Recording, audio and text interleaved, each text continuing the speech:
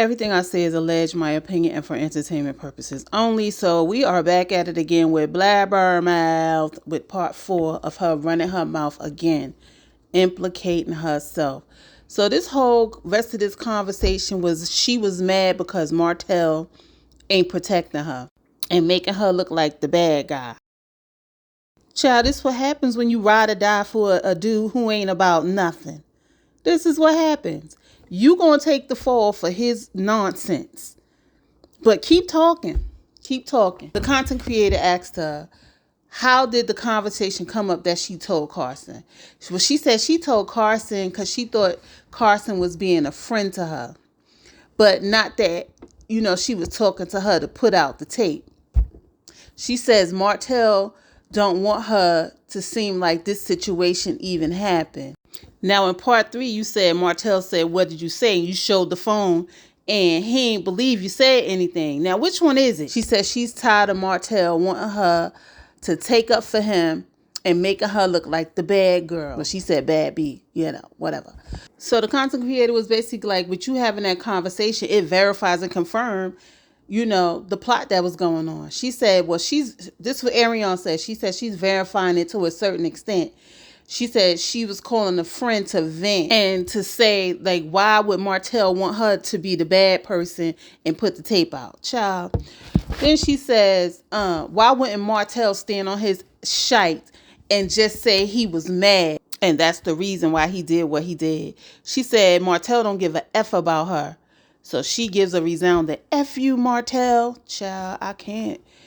Like, she really in her feelings. Like, how did you finesse this content creator? Because you seem like you being finessed. Okay.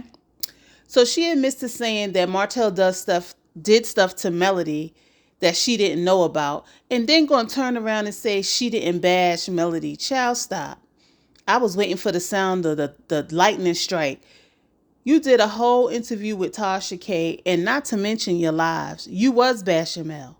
Okay. She also brings up that Carson brought it up. She know a lot about Martell and Melody's business and didn't say anything. So you say this to say what? Because you spoke to Carson about what Martell plot was. She talks about Carson saying she wants to get her hair done. Now, I recall Carson saying that she was talking to you because she was moving to Huntsville and you could have been a potential client. She claims Carson said that they are all old, talking about the cast members of Love and Marriage Huntsville, that they are all old and ugly and we could show them up. Now, if Ariane had receipts, she would have showed those receipts by now. I feel like Ariane is making this up on the whim, okay? Then they talk about they talk about Carson being bullied. So Ariane jumps in and says, I've been being bullied for 5 years. They made a whole show about me. Girl, I'm going to need you to stop saying this show is about you, because the show was not about you, okay? It was about Melody and Martell and their story, okay? You was a extra in the story with no lines, so you had to make some up. Extra in the background, okay? Now, did y'all notice she kept calling Carson a friend in this part of the conversation? And I feel like she's trying to get her story together in case some stuff go down. That's just my opinion, okay? She said Martell does not have her best interest because if he did, he wouldn't have told her to put this videotape out. See, right here, this is every man for themselves. She trying to save her ass in case some go down in the elevator, okay? She keeps talking about Carson and how not knowing her except they're going to the comedy club. Child.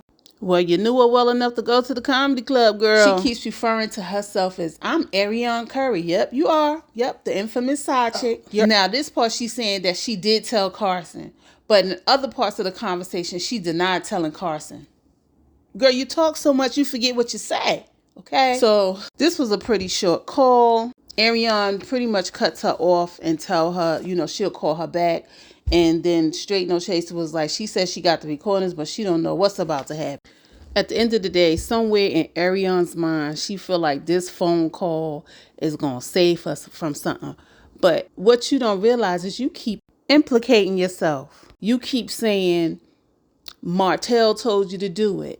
You also said, if I wanted the tape out, it could be out, which means it's in your possession. And you running your mouth to Carson, child. Come on, you talk too much and you never shut up. This is why you in the predicament that you in now. At the end of the day, we don't know how this is gonna go, but you played yourself. You played yourself. You thought you was, as you say, finessing this content creator, but you played yourself because you're a blabbermouth.